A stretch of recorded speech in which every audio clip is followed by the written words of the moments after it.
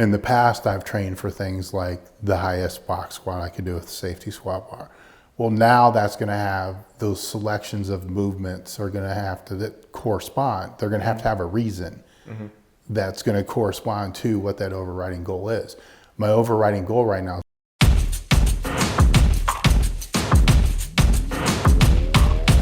Dave is one of these guys that is currently fucked up, and we are going to try to rebuild Dave Tate.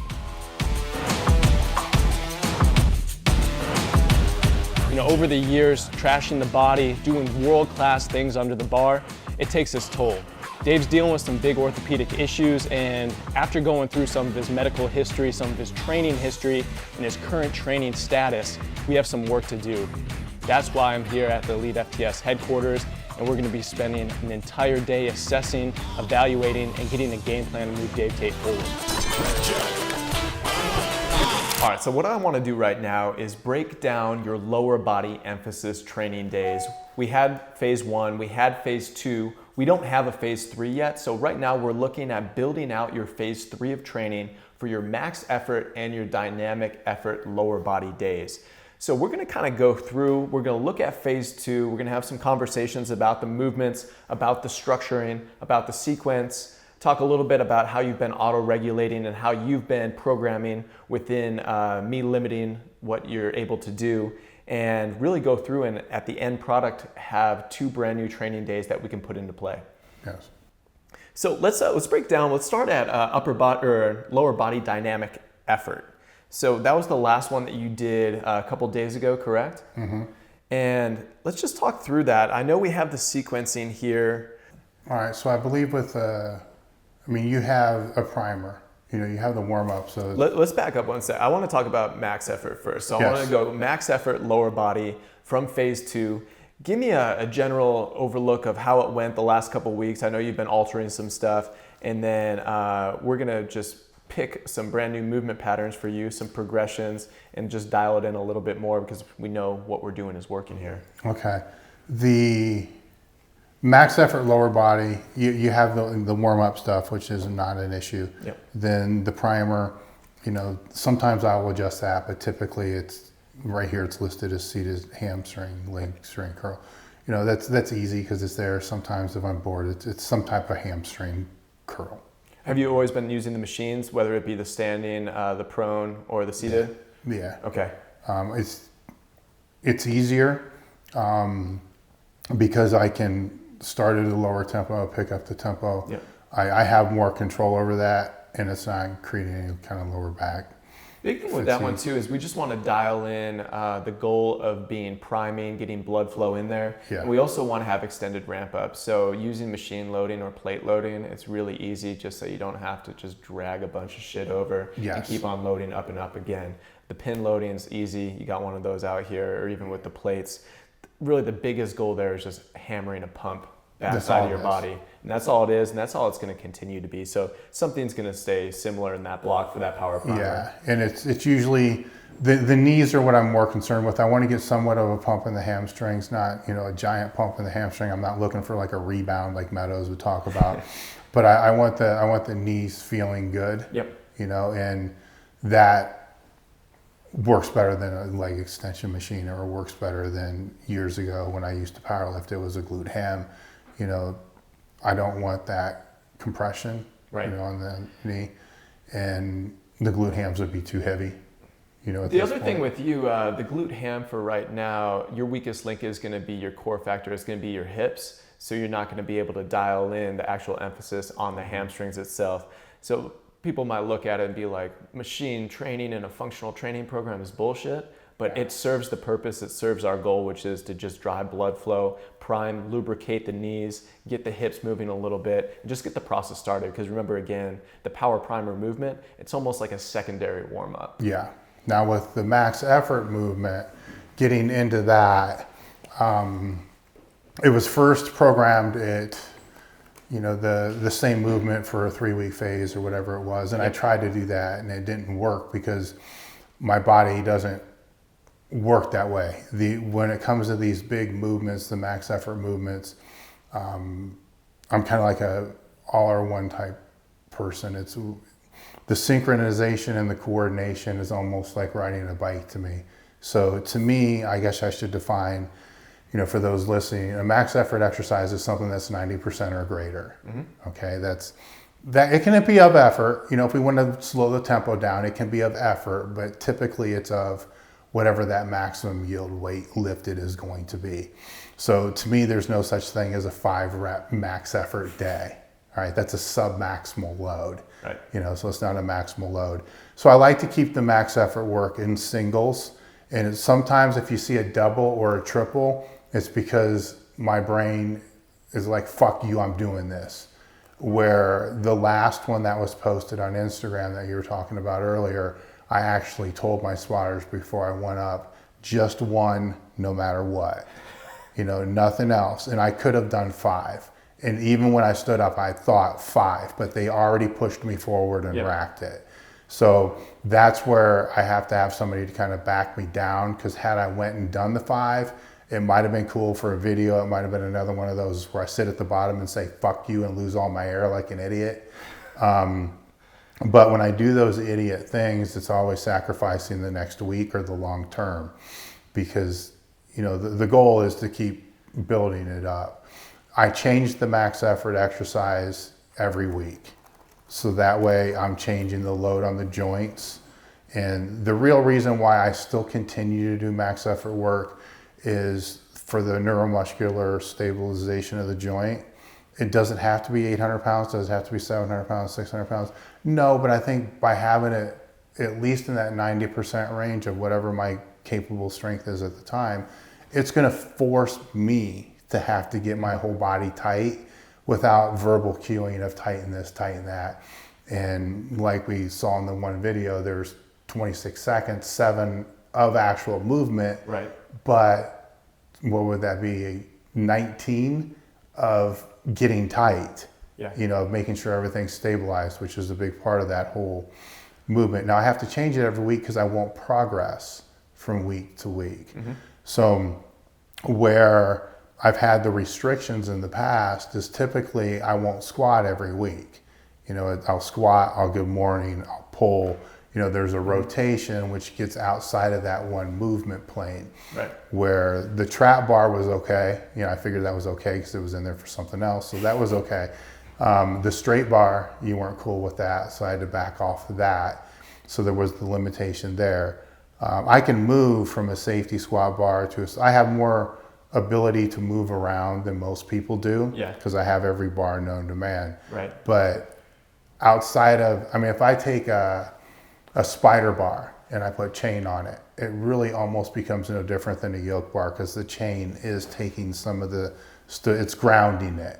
So while it does have the accommodating resistance, it's also grounding the bar, taking some of the pivot away from it, which makes it the actual spider bar. So I'm restricted in regards to how much I can move that around. So I think twice I've just replaced the movement entirely and just skipped it and did more sets of leg presses, just because it was getting to the point where I know this isn't going to be productive. It's not that I couldn't break a PR or I couldn't have hit some ammonia caps or found a way to do it. It's just, this is digging a hole. It's not building a bridge. And then I back off.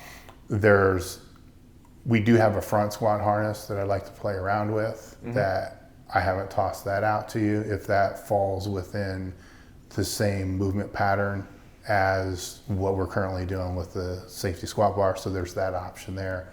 There's the trap bar option. So knowing that I do the singles instead of more repetitions, you already know that, but I think we should discuss that a little bit for the readers in regards to your thoughts on that. And I kind of explained why I do it. It's just because I've done it for so long that I got a greater chance of getting hurt on a triple than I ever would a single. I can't believe I can think of one time in my life I got hurt on a single. It's when the fatigue begins to set in. Exactly. And the fatigue can be used for third exercise, fourth exercise, fifth exercise. but not the first one. So, well, the biggest thing is that you using singles does not mean that everyone should be using singles, especially in like a longevity-based program. I'd argue that singles for the vast majority of people aren't going to be dialing in towards their goals. The reason that it dials in your goals is because you have a training age of almost 30 plus years. You have a very, very good relationship with your body, creating maximal amounts of tension. And where you fall short right now, one of your weak links is maintaining that maximal tension. So something that increases your time under tension, your total time under tension, actually places you in a position where you're gonna be more at risk to flare up or be injured under the bar. So that's kind of what you're saying when you're doing doubles, triples, you're doing up to fours, that's when the injuries occur. For a majority of people that are novices or intermediates, they don't have the neuromuscular capabilities to actually turn on full bracing and full body tension, tensioning up their pillar complex, meaning that they're gonna have more trouble as 100% is almost reached. So that's where they're gonna be most inherently dangerous under the bar, meaning that if we take down percentages maybe to 85 to 95, they're gonna be far better in there because time under tension isn't something that is their weak link, it's more of that maximal bracing. Two different things, but singles aren't dangerous, fives aren't dangerous. It's definitely has to be geared towards the person in front of you and what their ultimate goals and current skill sets are. Just because of how many singles do you think you've done in your life? I couldn't begin to tell you. Hundreds of thousands. Yeah, and I guess I can probably put in there as well to complement what you're saying is I haven't missed a single in years. So I'm very conscious of what my perceived max is for that day and won't try something with the thought of maybe I'll do it. I'm trying it knowing that I will do it. So there should absolutely be zero technical breakdown. Right. Unless something's fucked up, and now in the higher reps, but I've been doing singles since I was 13. Definitely. So I think the other thing, when people chase singles sometimes and max effort loading, they go and technical form breaks and they keep on going. Well, that's a mistake. That is a mistake, and it's one of those common mistakes is we're movement specialists here, we're movement people where we need to be dialing in movement no matter what. As soon as technicality breaks, that's kind of where your loading should stop too. So keeping that in mind, it's not something that we have to say to you, but for listeners out there, as soon as form breaks, that's truly where you're no longer training the musculature or the neuromuscular system, you're training the joints. Well, the other thing that's part of the max effort mindset that I have with this programming is I'm not doing it for any specific dynamic correspondence. It's like I'm not doing this to be able to bring up my high box safety bar squat. I'm not doing it to bring up my squat. I'm not doing it to bring up my deadlift. I'm doing it just to strain. So as long as I strain, I've accomplished that goal. Right. So if I've strained for X period of time, stabilized how I want to stabilize, then I don't really need to even go up. Only my ego is going to make me go up that next jump. At some point my ego will get put in check. Right. And it's like, okay, is this work sacrifice in the next week or so forth? If in the past I've trained for things like the highest box squat I could do with the safety squat bar. Well, now that's going to have those selections of movements are going to have to correspond. They're going to have a reason that's going to correspond to what that overriding goal is. My overriding goal right now is longevity, which means I'm picking max effort exercises and don't really give a fuck what it is. Yeah. As long as that. So when you came back and said, oh, that deadlift, no big deal. I'm like, oh, whatever, I'll find something else. Because it doesn't matter as long as I can strain. Now, if it's, let's say we move forward and you say, yeah, let's try that front squat harness. I will guarantee you my first day is not going to be maxing out with that front squat harness. I have to acclimate. It may be a 2-3 week period of time to get acclimated to it, to learn what position is going to work best for it, to learn how to brace with it. I've never used it before. So that's where like a beginner would have that almost every time they do that exercise.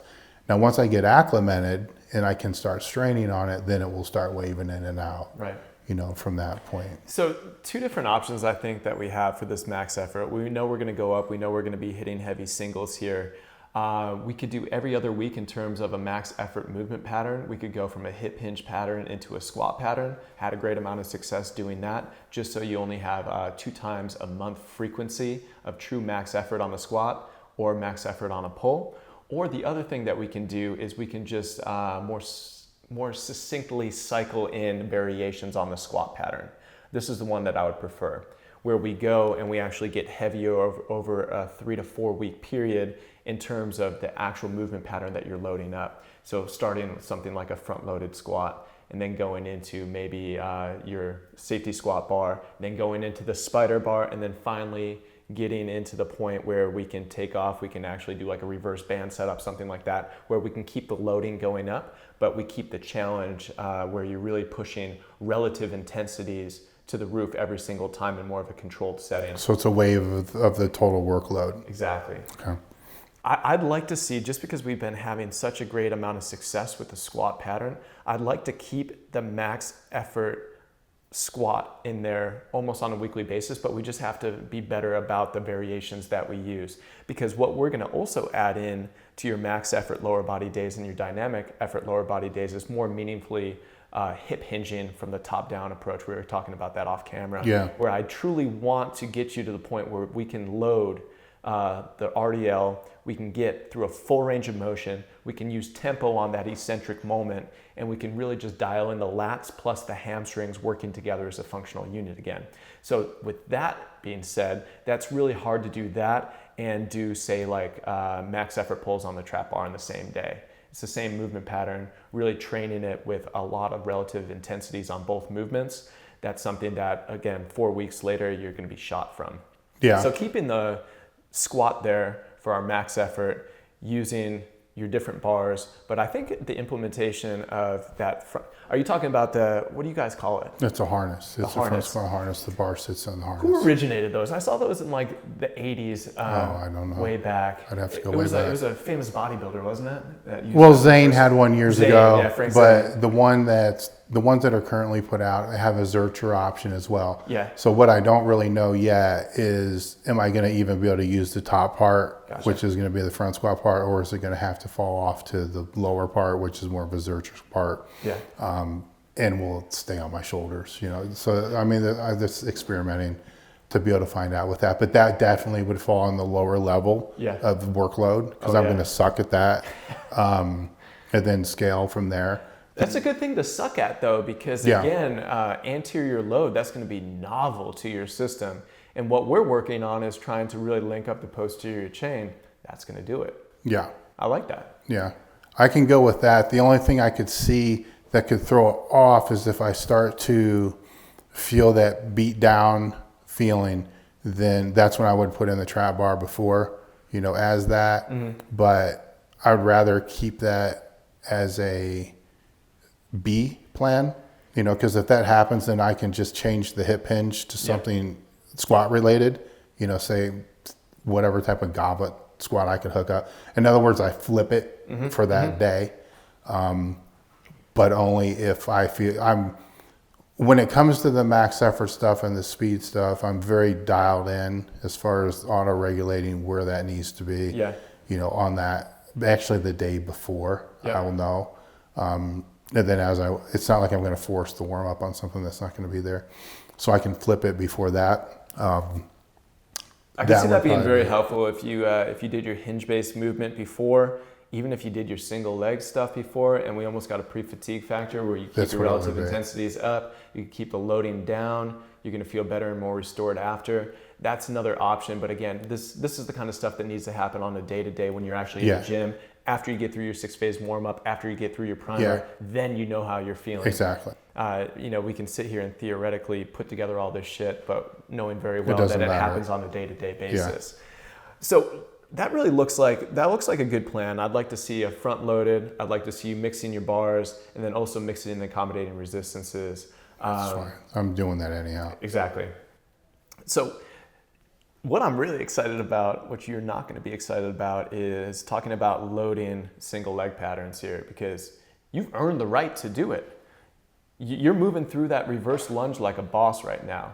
You have great tibial angles. You got posterior chain dominancy movement patterns with your glute, your hamstring stabilizing that. Your torso position is in an awesome position. It's smooth, it's sequenced, it looks good. I know it feels good, and it's to the point where we can actually use this now as we were building up the pattern before. We can use it to elicit a training effect now.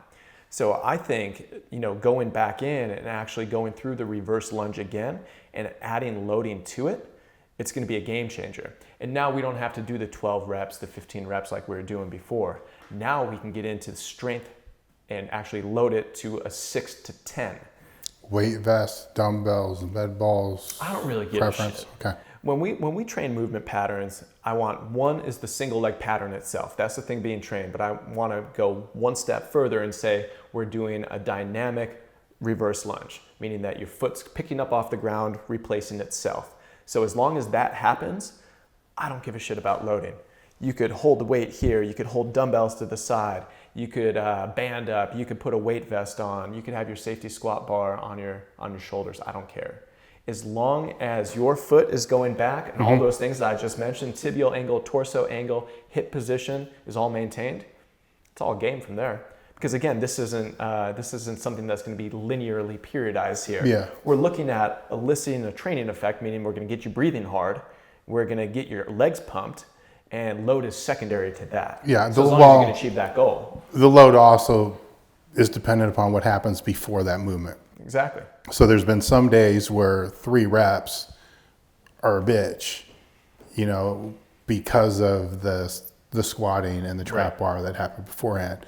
Other days where I breeze through those things and then it's 15 reps. So it's all accommodating, based upon what happens. A lot of the stuff too, because we had you at 60 seconds rest period. I know you're taking more than 60 seconds, but we're having that shorter rest periods, meaning that we want the accumulation of blood flow to go into the tissues. This is a hypertrophy of metabolic stress-based movement. So load doesn't matter. It's about internally what's happening within the muscular region. It may be 60 seconds on those because I hate them. So the things I don't like, the rest periods are pretty low. Yeah. Like anytime that we're just trying to get in volume, we're trying to increase density, like something like a single leg movement. Again, there are ways to really hugely load these patterns, but that's not for us right now. I'm more concerned with the stability. That's why I asked about the weight vest. Yep. Because of the stability from the first 2 exercises, I can still grab.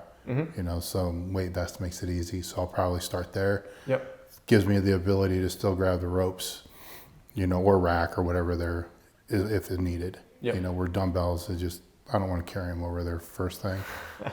It's just bad enough carrying shit, that I have to carry. So I'm not going to carry anything. How heavy of a weight vest do you have? 20, 40, 60. 40. Okay. You can probably go heavier. Okay. I'd have to look out So there. that's I a nice don't use them. intermediary step for us right now. Ultimately, I'd like to get load in hands just so we can link up the shoulder complex. But a nice intermediary step for us right now is putting centralized loading on, getting to the point where you get your heaviest vest on and you can knock out, some really good looking reps with that. Yeah. So next one that we have, we had you leg pressing. We had you leg pressing just so you could get some volume in, so you could start to build the quads and the hamstrings and the glutes again. That is still a bitch. So what day is that? It's on max effort lower body Tuesdays. All right. That is still a motherfucker. So it's the reps, man. It's just, Is it because this is brought down. I mean, this 15 you took down from what was it, 25 or 30? Yeah, I did. It's not the position. It's just the freaking the burning. It's the quads. It's just frying the shit out of the quads. It's not the breathing. At first, it was the breathing. Yep. So it's a tough position to breathe from, just because you're kind of coiled up there. Your diaphragm's not really able to go through a full range. Now I can do 100 reps if I'm changing my stance every 10 reps, but it's that 15 reps, boom, boom, boom. Yeah, boom. and that medium stance. That hasn't come back yet, where I used to be able to, 30, 50, Yeah. whatever it was. It just hasn't come back. The reason that we're having you use that medium stance with more of a quad emphasis is because of your specific squat pattern. You're super, super adductor dominant with your squat pattern just because of your setup. We've moved that in a tiny bit. We've gotten you a little bit more depth. But again, like, when's the last time you had sore quads after squatting? No, never. I've never. Never, man. So that's the reason that we're just trying to bring up that anterior chain just a bit, because that does help with the stabilization of the hips and the knees. Yeah. But I mean, I like that just because you're getting a heavy training effect from it, and the loading isn't crazy now. Yeah, I don't think we have to change that out because the loading sucks. I mean, 2 plates maybe. I mean, it sucks. It's bad. If I was doing 14 plates for sets of 15, then I would say, yeah, we need to trade that out. But that fucking sucks.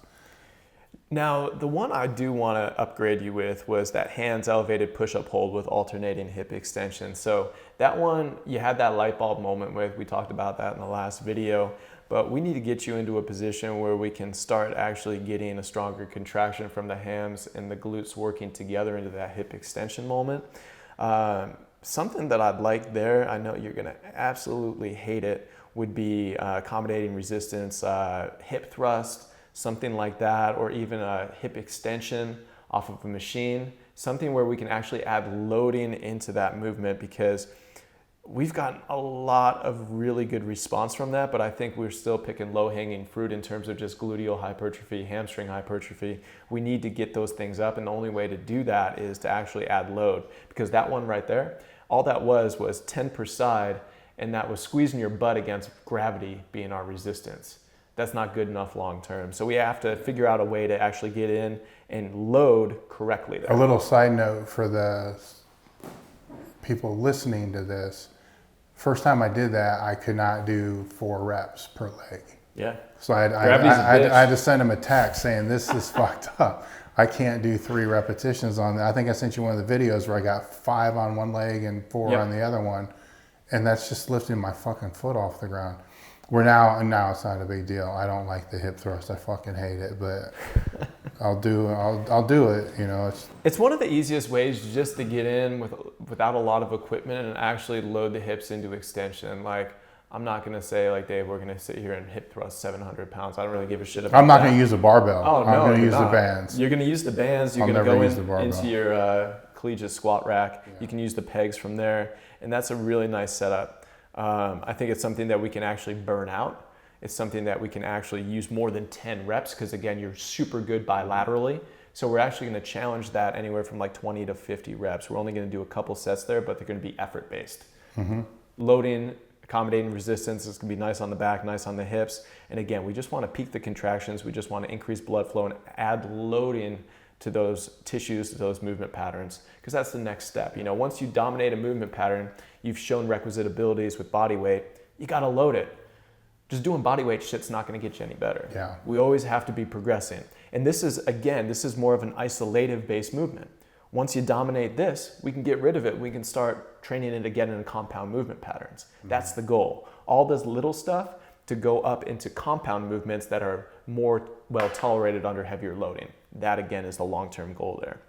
Talk to me about your free time, because in phase 1, I dialed in everything for you. We had your off days doing shoulder work. We had your other off day doing arm work. We had your ESD work on your off days. But then you requested this free time block of 15 minutes to do whatever you wanted. Talk to me about why you did that and then what you've been using it for. The reason why was I think we overreached a little bit from the very beginning of having all that stuff, having something every day, right, and having the strength training movements every day meant getting in the gym every day, which was very hard to do. Once we pulled the shoulder emphasis, the arm emphasis, you know, the circuits that were basically in there off of those days and just left it with the aerobic based training, then I was able to get that done every day, because it changes the location to being specific to being anywhere, where the free time was a way to put those things back in if I wanted. And what it's really become is, that was the intent, was I would put the arm stuff in there, maybe the whatever in there. But what it's really become is, what I notice through the max effort work and the dynamic work, I'm used to doing max effort and dynamic work and training based around using those things to determine where my weak points are, and then to build my weak points based upon those things. But I'm I'm doing everything in my power to not do that, because the weak points that I'm seeing are not necessarily the weak points that are trying to be addressed. Right. So I don't want to contraindicate, fuck up what's trying to be built up by bringing up something that's a compensating muscle. You're hardwired to look at performance. Yes. Every time that you get in the weight room, you're hardwired to look at the big three, and that's your view of success. Yes. So what I'm seeing, and I've used the free block for more so than anything else, is knee started to act up a little bit during one of the phases. Seated calf raises and TKEs and stuff that I know can physically address that quick, fast, and efficiently are being thrown in there, unless I think it's something that's over and above something I've dealt with hundreds of times before. Right. Then I'd send the message on that. Or if it's the forearms from using the yoke bar, then I would put in, some type of forearm type work. So now when those issues subside, there is no free time work. Because in my mind, there's no need for the free time work. Agreed. Unless it's going to be walking. So I have to justify, is the arm work worth more in a physical state now than going out and walking for an additional 15 minutes? And my answer at this point is no, it's not. So now, is the seated calf work and the TKEs worth more than the walking if my knees flared up? Yes. Right. So that's how I'm addressing the free time. Okay. Now that would be with the elbows. The elbows frequently been a little buggy, so it'd be like high rep tricep push downs, stuff like that. Maybe some side raises, for the shoulder, but nothing it's 15 minutes. It's something that I've always implemented when I train people, because it's really hard to fuck something up in 15 minutes. Because they can't go heavy. When we were negotiating on time, that was the biggest thing. It's like, how hard can you fuck yourself up in 15 minutes? Well, you can't, because you can't pick anything heavy, because it's going to take you longer than to warm up. Right. So you're stuck with like push downs, face pulls, curls, or whatever it's going to be. Something that's fast, requires very little warm up, and go from there. So that's kind of where that's been. So I definitely did not program in picking up the med balls and throwing them over your shoulder. So if anyone's wondering about that one. They were there. That was occurring during free time. Yeah, they were there. I got the big blue balls for my son.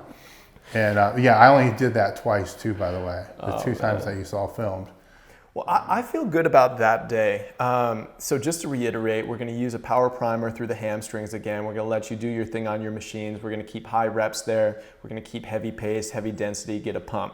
We're going to go in. We're going to be using a front squat variation of some sort. We're going to be using 2 different bars, and then we're going to be mixing and accommodating base resistance for your max effort work that are going to be done with singles. You're going to be rotating, and you're going to be trying to keep fresh enough. If you aren't fresh enough, what you're going to be doing is taking that second movement and you're going to be dialing it back to essentially the 4th or the 5th movement of the day. So you get pre-fatigue in. We're going in and we're using loaded reverse lunges. We're going to be doing non-alternating again to make sure that we're just honing that movement pattern over and over and over again. All the reps on the right side, then all the reps on the left side. We're going to keep leg press in because it's smoking you with very minimal load. That's risk to reward. That's working out very well for us. And then we're going to put in 1 finisher pump set of some hip extension loaded work. Free time block stays the same. Our blueprint stays the same here. So, phase 3 is going to look very much so like phase 2 and phase 1. But we were talking off camera. It's like we're having a great amount of success. We'd be stupid not to be riding the wave. Mm-hmm. We ride it to its peak. And then once we do hit that peak, we change things up. And novelty right now is happening because we're using a bunch of different variations in training. Our actual blueprint of the block, I've used the same blueprint for years at a time with our athletes. As long as it's working, we can have slight stimulus that happens in novelty within the blueprint itself. So let's take all that stuff into account, and then let's look back at this dynamic effort lower body emphasis day that's going to happen secondary in the week. What we had you doing is, again, another power primer, very similar setup there. But talk to me about the way that you've been using your dynamic effort-based days on the squat pattern. And if you've been having any trouble actually using that as like a neuromuscular restoration tool as opposed to something that fatigues you. The dynamic work on the squat has been, it started with kind of what I expected, where the first 3 weeks was essentially the same weight, 275, 315, something like that, and driving the sets up. So I was more concerned with driving the sets up than I was staying at the 8 sets of 2. Right. So my 20, 25 is where I would have wanted to go. 15 is where I felt comfortable being able to go. Yeah. Once I was able to do that for a few sessions of 15, then I started to get into, okay, let's pick a 3-week, 2-week wave. You know, I'm trying to stay away from, 3-week waves work best for me, but I'm trying to stay away from those things that I'm used to that are meathead things that get me into the meathead mentality of I need to build this squat. Using accommodating resistance, where now the last time was chains and bands, I believe, and going a 3-week wave on that. So the first week is more getting acclimated, you know, so it will be the 8 sets of 2, because I have no idea what my max is. I don't want to know what my max is. Right. So I got to get acclimated on what I feel the right force production is, as well as lowering the box, using a lower box. So we're using this as a form of endurance for you too. Yes. You know, I'm not going to lie here. It's not all about performance with dynamic effort. We want that heart rate to be up. We want you to be able to repeat bout. And that really lines up well with our overall goals there too. So I'll stick with whatever it is for the 2 to 3 week phase. Then if it feels really good, I'll work up after my sets for double or whatever, just to kind of see if I do have that transfer of force to the heavier weight. So it's not really about lifting the heavier weight, which people will see. It's, can I transfer the same force to the heavier weight? And if I can, how much heavier weight, you know, before the bar speed starts to come down. Surprisingly, even at my age, my bar speed is still greater than what I thought it would be when I was going to be 50 years old. So when it's, especially if I'm using bands, the bar speed is really good.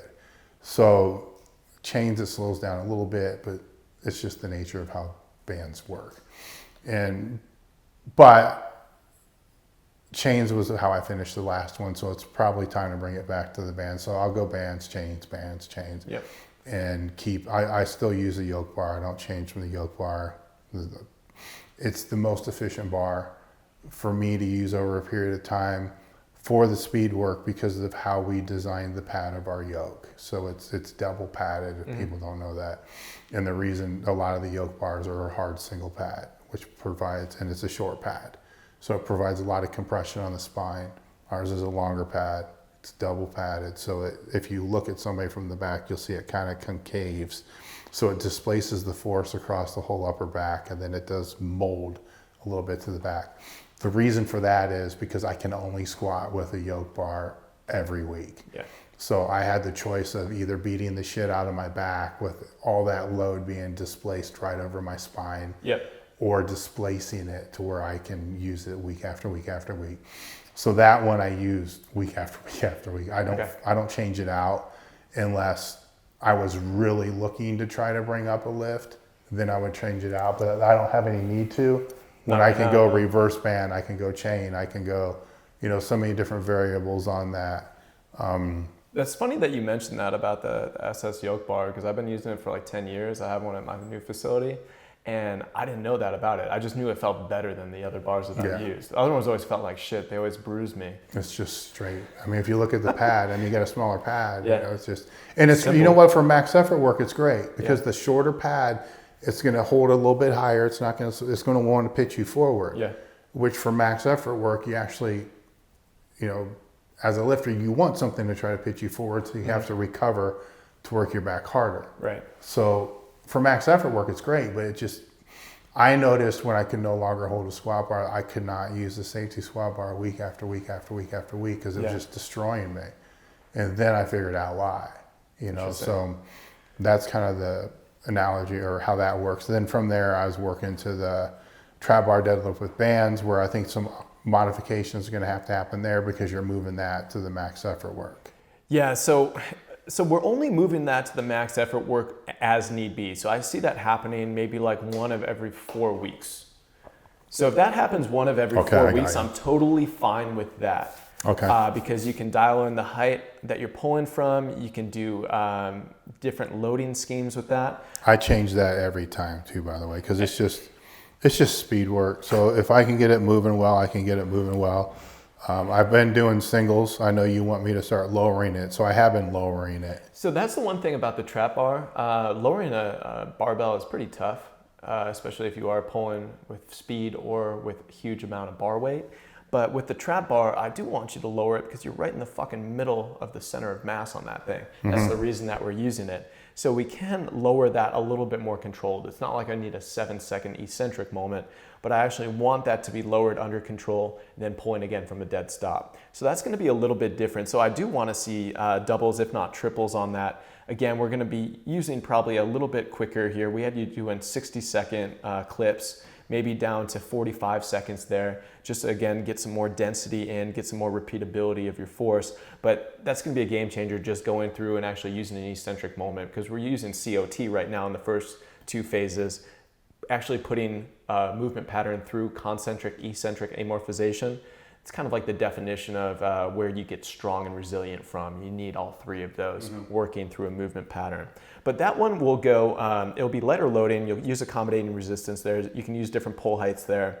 Not really too worried about it. But what I do want to make a huge upgrade on is really the big focus of your dynamic effort lower body day is not dynamic effort whatsoever. I want to actually start to implement in loaded RDL variations that are bilateral stance and that actually have significant load.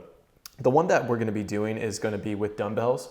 We're going to be using 45-degree hand position, so not right to the side in neutral grip, not anteriorly loaded, halfway in between that. And we're going to be working through, again, a full range of motion, but these are going to be more tempo-based. So I want a 3 to 4 second eccentric on it. I don't want you counting in your head. You shouldn't be counting as you're lifting, but I want you to know the amount of tension and that eccentric strain that you have going through each and every single rep on those.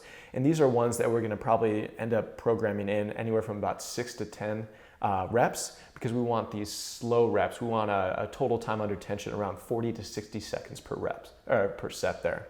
So that's going to be something that you've earned the right to do. The first video that we had of you trying to go through a hip hinge, like, it didn't happen. Like, there's no posterior hip shift. There was no integration between flexion at the knees and the hips happening simultaneously. There's really nothing. But now, like the last video I saw of these slight split stance chain loaded RDLs, you're hinging really nice. I know you're on a slight split stance, but we did that for a reason, to build up what we now have bilaterally. Now we're ready to get into a bilateral stance and actually add load.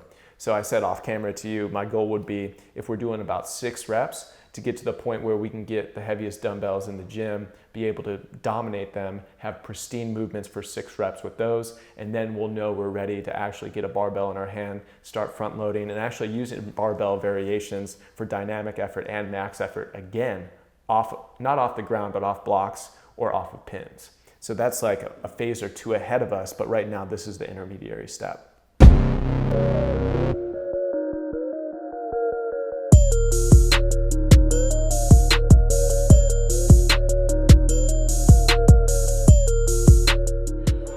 We're supposed to be doing doubles here. Dave just hits 4 with a huge amount of rest pause in between.